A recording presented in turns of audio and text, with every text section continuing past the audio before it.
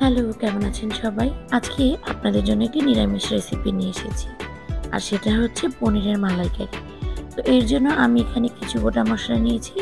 গোটা মসলার মধ্যে আমি এলাচ, দারচিনি, তেজপাতা, একটা শুকনা মরিচ, ১ ইঞ্চি মতো আদা, ৪-৫ টা লং এবং গোলমরিচ, আধা চা চামচ হলুদ গুঁড়ো এবং আধা চা চামচ জিরে নিয়েছি, গোটা জিরে। আর গুঁড়া মসলার মধ্যে নিয়েছি ধনিয়া গুঁড়া, জিরা গুঁড়া, লাল মরিচের গুঁড়া এবং কাশ্মীরি লাল মরিচের গুঁড়া। সবকিছু আমি ১ চামচ করে দিয়েছি। কাশ্মীরি লাল মরিচের গুঁড়োটা অপশনাল, আমার কাছে ছিল তাই দিয়েছি। এবার একটি মিক্সিং জারে আমি কিছুটা কাজু বাদাম, কিশমিশ এবং একটা কাঁচামরিচ নিয়ে একটু ভালো করে ব্লেন্ড করে নিব। এরপর আমি কিছুটা টুকরো করে নেওয়া নারকেলও ব্লেন্ড করে নিব এবং তার থেকে নারকেলের দুধ বের করে নিব। তো এরপর আমি একটি কড়াই গরম করে তাতে কিছুটা তেল দিয়ে ২০০ গ্রাম মতো পনির ভেজে নিচ্ছি। ভাজার সময় আমি পনিরে সামান্য একটু লবণ দিয়েছিলাম। পনিরটাকে আমি একটু লাল করে এপিট ওপিট ভেজে নেব। খুব বেশি ভাজবো না, তাহলে কিন্তু পনিরটি শক্ত হয়ে যেতে পারে।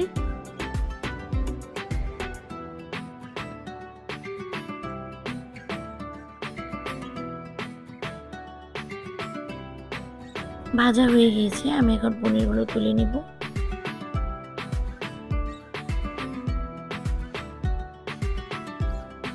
এবারে আমি ওই সেম তেলে কিছুটা আলু ডুমো করে কেটে নিয়ে দিয়ে দিচ্ছি। আলুর মধ্যেও আমি একটু সামান্য লবণ দিয়ে নিয়েছি। এবারে আলুটাকেও আমি লাল করে ভেজে তুলে নেব।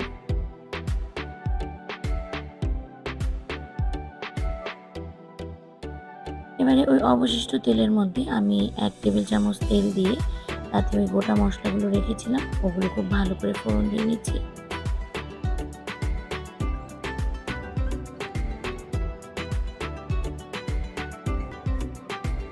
ফোড়ন দেওয়া হয়ে গেলে আমি যে বাদাম, কিশমিশ এবং মরিচটা ব্লেন্ড করে রেখেছিলাম, সেই মিশ্রণটা এখানে দিয়ে দিচ্ছি। দিয়ে একটু ভালো করে কষিয়ে নিব। তারপর সবগুলো গুঁড়ো মশলা এখানে দিয়ে দিব। গুঁড়ো মশলা দেওয়ার পর আমি কিন্তু এখানে কোনো জল দিব না। নারকেল থেকে নারকেলের দুধ বের করে রেখেছি, সেই দুধটাই আমি এখানে ২ টেবিল চামচ দিব এবং পুরোটা মশলা কষিয়ে নেব।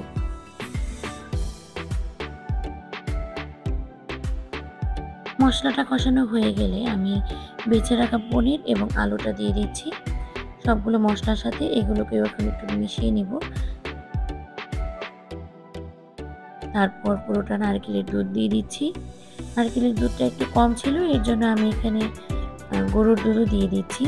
গরুর দুধটা আমি একটু ঘন করে জাল করে তারপর ঠান্ডা করে নিয়েছিলাম, মানে নর্মাল টেম্পারেচারে এনে নিয়েছিলাম। আপনারা পুরোটা গরুর দুধ দিয়েও করতে পারেন, আবার পুরোটা নারকেলের দুধ দিয়েও করতে পারেন।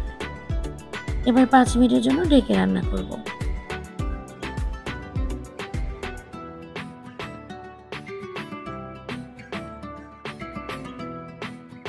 ৫ মিনিট হয়ে গিয়েছে, আমি একটু চেক করেছিলাম আমার লবণটা কম হয়েছে।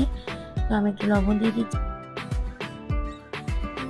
দিয়ে দিচ্ছি ১/২ চামচ চিনি এবং একটা কাঁচামরিচ আমি একটু চিড়ে দিয়ে দিচ্ছি, জাস্ট একটু ফ্লেভারের জন্য। এবারে সবকিছুকে একটু মিশিয়ে ঢাকনা দিয়ে ঢেকে ১ মিনিট রান্না করব, যাতে করে কাঁচামরিচের ফ্লেভারটা এখানে চলে আসে। এরপর আমি ঢাকনাটা তুলে এখানে ২ চামচ ঘি দিয়ে দিচ্ছি। ঘিটা দেওয়ার ট্রাই করবেন, তাহলে একটু টেস্টটা ভালো আসবে।